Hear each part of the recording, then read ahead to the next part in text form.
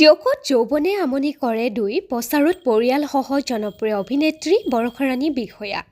অহা 2 জানুৱাৰীত ছবিগৃহত গৈ সকলোকে ২৭ বছৰৰ আগতে যৌৱনে আমনি কৰে প্ৰথম ছবিখনক দিয়া মৰম আশীৰ্বাদ পুনৰ অসমবাসীক দিবলৈ আহ্বান কৰে অভিনেত্ৰীগৰাকীয়ে।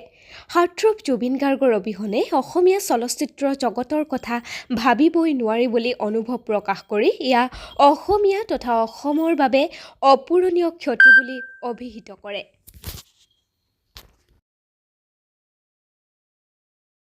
যিহেতু মুক্তি লাভ আমি 31 তাৰিখলৈকে যিমান পাৰোঁ প্ৰচাৰ কৰিম আৰু সেই উদ্দেশ্যৰে অসমৰ বিভিন্ন ঠাইলৈ গৈছোঁ, নামনিৰ পৰা উজনিলৈ। আজি আহি পাইছোঁ এয়া টিয়কত উপস্থিত হৈছোঁহি বৰা বজাৰ।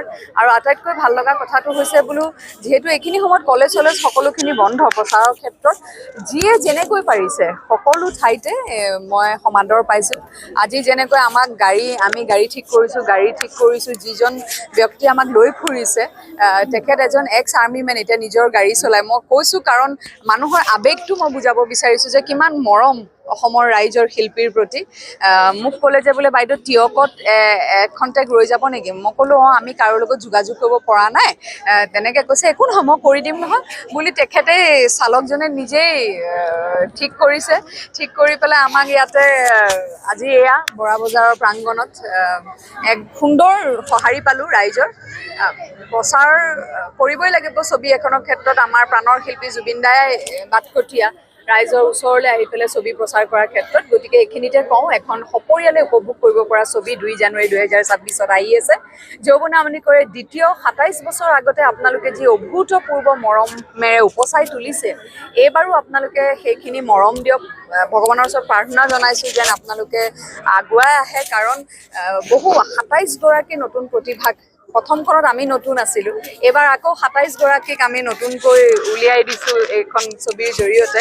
আপোনালোকে মৰম আশীৰ্বাদ দিলেই তেওঁলোকে ভৱিষ্যতে আমাৰ জাতি সংস্কৃতিৰ ধ্বজাবাহক হ'ব পাৰিব। সময়ত অকণমান চিন্তিত নিশ্চিতভাৱে হৈছোঁ, কাৰণ সংগীত হৈছে এখন ছবিৰ একেবাৰে মেৰুদণ্ড স্বৰূপ। আৰু সেই সংগীতৰ ক্ষেত্ৰত ছবিৰ ক্ষেত্ৰততো কৰিছেই জুবিন দাই, যথেষ্ট অৰিহণা আছে। আৰু সেই প্লেবেক মিউজিকেই হওক, কণ্ঠদানৰ পৰাই হওক, গীত ৰচনা কৰাৰ পৰাই হওক, জুবিন দাৰ যি অৰিহণা বা জুবিন দাৰ যিটো অস্তিত্ব আমি কেতিয়াও নুই কৰিব নোৱাৰোঁ। এতিয়া জুবিন দা অবিহনে কেনেকৈ কি হ'ব সেইটো সঁচাকৈ এটা চিন্তাৰ বিষয়। আমি যিমান পাৰোঁ সুন্দৰকৈ আগুৱাই লৈ যাবলৈ চেষ্টা কৰিম। আৰু জুবিন দাৰ যি সপোন আচলতে সেয়া কেৱল আমাৰ সাংস্কৃতিক ক্ষেত্ৰখনৰ প্ৰতিনিধিসকলেই নহয়, লগতে দৰ্শকেও সেইখিনি দায়িত্ব ল'ব লাগিব।